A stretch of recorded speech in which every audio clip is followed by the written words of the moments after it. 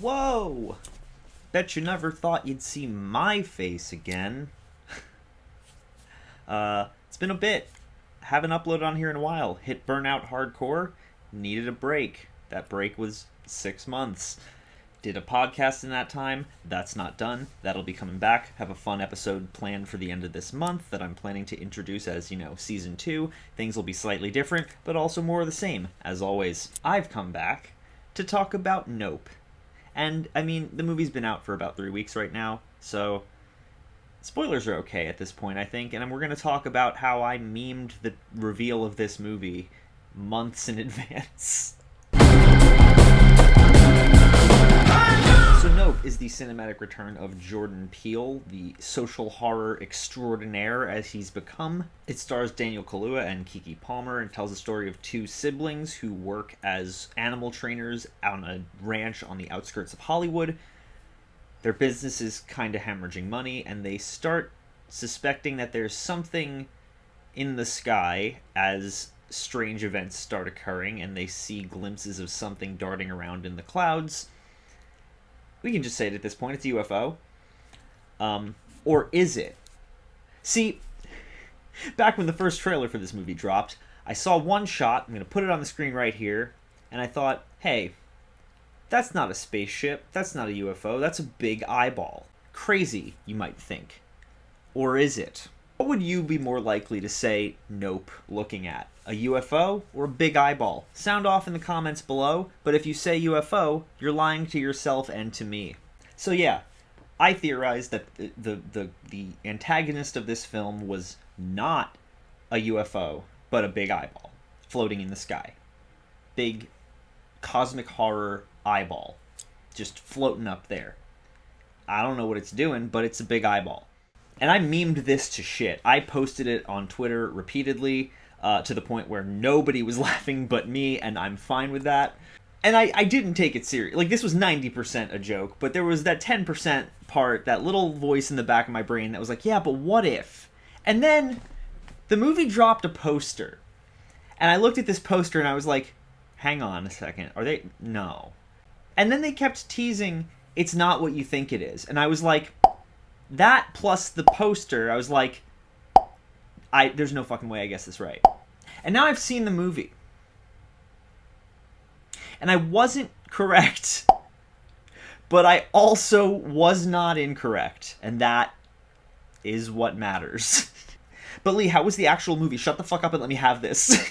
In all seriousness, Nope is Jordan Peele's best film, in my opinion, and I really do mean that. And for longtime viewers of this channel, you know that I do love Get Out, I do love Us, but I think that Nope edges both of them out, both in terms of its technical cohesion and in terms of how well it's thematically seated and how excellently it expresses its point. Jordan Peele is nothing if not very, very good at getting across intensely thematic horror.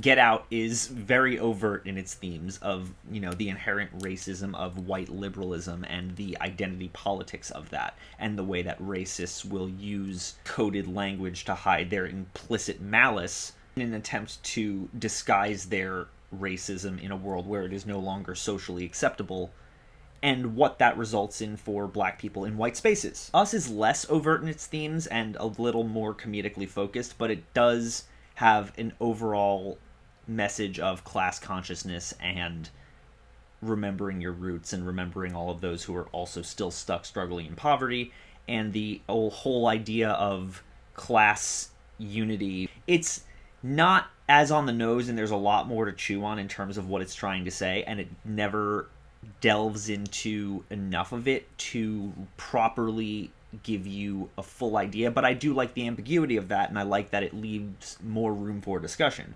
But then you have Nope, which is overall, at its core, a film about spectacle, and the idea that spectacle and exploitation go hand in hand, and that one is sort of inextricable from the other in a sense, but the people who enjoy spectacle and enjoy content will eat it up all the same.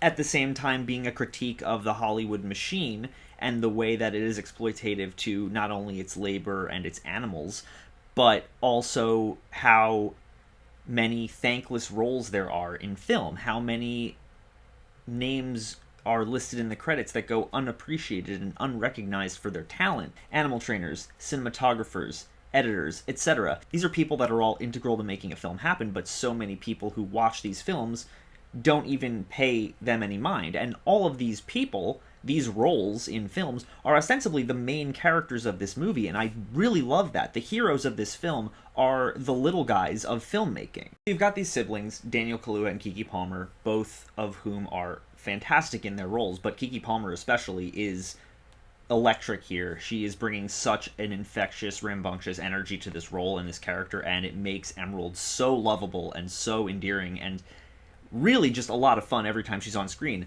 They're joined by their local video technician, Angel, on their mission to capture footage of this thing in the sky. And the resulting adventure is something akin to and inspired by Close Encounters and Signs and other previous alien films that came before, including one absolutely nightmarish sequence that is very reminiscent of Fire in the Sky.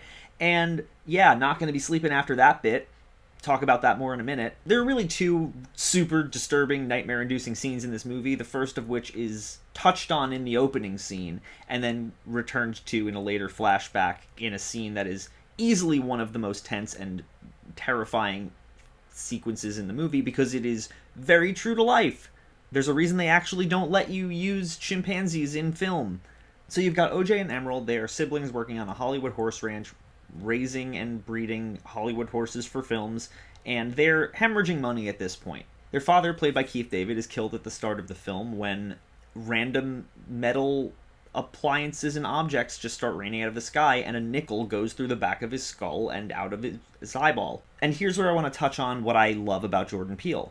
The way he conveys information is brilliant. None of this is expository in a traditional have people talk about it kind of way. Instead, we see the incident of, Keith David's head suddenly gushing blood, and he's clearly had some brain damage. We cut to him in the morgue with a gash through the center of his eye, and then we cut to a shot of a bloody nickel in an evidence bag. And just from those 3 shots, we get an entire sense of what happened, and we're like, what the fuck is going on? It's a great way to start. And it's shortly after that OJ begins seeing glimpses of something up there in the clouds. OJ is very socially awkward, and it's clear that Emerald is the more socially outgoing of the two of them and the one who does all the talking. We see this very well represented early on in the film when the hustle and bustle of a film set ends up getting the horse that OJ is keeping calm, freaks out and kicks somebody. So early on, we're introduced to this idea of, don't look any potentially dangerous animal in the eye. Weird screams are being heard from the sky, horses are disappearing. It's a whole alien abduction situation. Except, separately of all of this, we're told that OJ has been selling horses to local tourist attraction Jupiter's Claim, which is owned by Stephen Yeun's character, a guy who goes by the name of Jupe. He was a child star on a sitcom called Gordy's Home with a family that adopts a monkey. And remember that scene that I said we open up on? See, what it turns out happens is Stephen Yeun's character was involved in the tragic incident where the chimp on the show freaked out and killed and ate, several of the co-stars and ripped them apart, because that's what chimpanzees do. Don't raise or try to fuck with chimps. They will rip your limbs off. Anyway, that's one of the sequences that is incredibly disturbing and really tense. You're witnessing this traumatic event happen through the eyes of a child who's hiding under a tablecloth as his co-star chimpanzee rips apart his fake mom and dad right in front of him. Here is where we are introduced to the main theme of the movie, in that the spectacle of that is something that, Jupe learned the entirely wrong lesson from. He learned the wrong lesson from this traumatic event and instead decided to monetize it. And, he has the shoe that he focused on that was just left sitting perfectly straight up while this horrific shit happened around him, he has that in a box that he charges a lot of money to have people look at. And we come back to the idea of Jupe learning that entirely wrong lesson from his trauma, in that he's still trying to tame the untamable, and is putting every viewer of his show at risk, because eventually the UFO gets pissed off and comes over and starts acting differently and sucks up Jupe and the entire crowd, and we are treated to a horrific shot of the inside of it and all of its gooey, claustrophobic glory. And around that point is when OJ arrives at Jupiter's claim to get his horse back, and he realizes through the UFO's movement that it's not a UFO in the traditional sense. It is not a ship. It's a living thing. He knows this because it is acting the way that other predators act in the wild. It is using the clouds as a means of cover. It is hunting. And he realizes this, and the first thing he says is, "Don't look it in the eye." And immediately in the theater, we did it, we did it, we did it, y'all. I can go home. The movie could have ended right there. I'd have been satisfied. Fortunately, it didn't. And instead, it took, what I said ultimately as a meme, and adapted it into something that is truly inventive and made the big eyeball idea fit in with the themes of the movie in a way that is brilliant. And I want to be clear, it's not actually a big eyeball. It kind of looks like one. It's a big white disc floating in the sky with a little black sphere at the center that is both its mouth and its eye. And it flies around and it sucks people up and it eats them. And then it spits out the things that it can't digest, like metal, like what happened to Keith David. And here's where the movie is brilliant. This creature, this alien, is just as much a metaphor for the uncontrollable aspects of nature as it is for us. Like I said, Stephen Young even calls them the viewers. He's under the impression that it's a race and not one singular creature. It's a commentary on how we as the viewers have a tendency to chew up whatever's thrown our way, regardless of what exploitation's involved in creating it, and often at the expense of hundreds, if not thousands of names who worked tirelessly to make it happen in the first place. The movie is kind of a love letter to filmmaking in that sense, where the lead characters are all ostensibly people who are involved in the industry and often overlooked. Stunt coordinators, animal wranglers, cinematographers, cam ops, the little people all sucked up and spit out by the audience, the big eyeball in the sky, if you will. Couple that with the fact that there is an aspect of this creature that it will only eat those that are looking at it.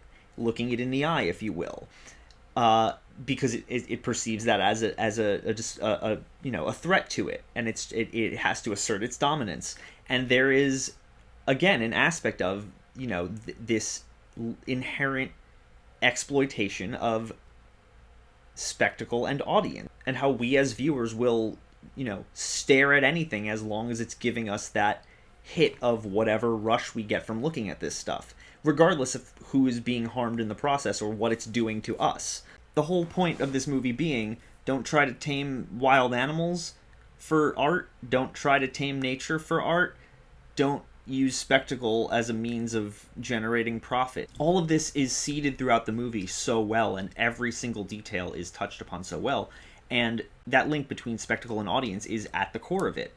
Right down to the point where this creature, when it abandons its UFO disguise and goes full predator mode, revealing itself for this weird kite-like sky manta ray that it is, its eye / mouth / whatever, this pulsating green square that it uses as like an anglerfish almost, looks like a camera sensor, and the way that it billows and folds in on itself looks like an old bellows camera. And it's like, this is all intentional, that this creature is both a big eyeball and representative of the viewer itself, the camera looking at the spectacle, trying to draw in more viewers by creating spectacle of its own. It's a wildly impressive movie, and I love the way that it explores all these ideas through crazy inventive imagery and beautiful cinematography and some of the best acting from a Peele movie yet. It's easily the best from him in my book. It's got vibes of Close Encounters and vibes of Signs, and there are definite elements of Fire in the Sky. Plenty of humor, plenty of disturbing imagery, and some of the best instances of a title drop in a movie that I've seen in recent memory, and I really loved it. Can't recommend it enough. If you're a fan of Jordan Peele's first two movies, I think you'll like this. If you didn't like his first two movies, or if you were iffy on some of them, I think you'll still like this. I think that if Get Out was too overt with its themes and Us was too vague with them, Nope is a great example of that perfect balance between the two, where everything feels so tied to what this film is trying to say. Glad to be back, you guys. I will be making some new videos. There are a couple movies that I've been dying to talk about. I will also be uploading the past 10 episodes of the podcast to this channel, so if you haven't heard them prior, you can hear them on here. That sounds fun. I've also got more fun podcast stuff coming up very soon. End of the month. Keep your eye out for that. Season 2. It's going to start with a bang. I'm looking forward to it, and I'm looking forward to creating new content for you all to see.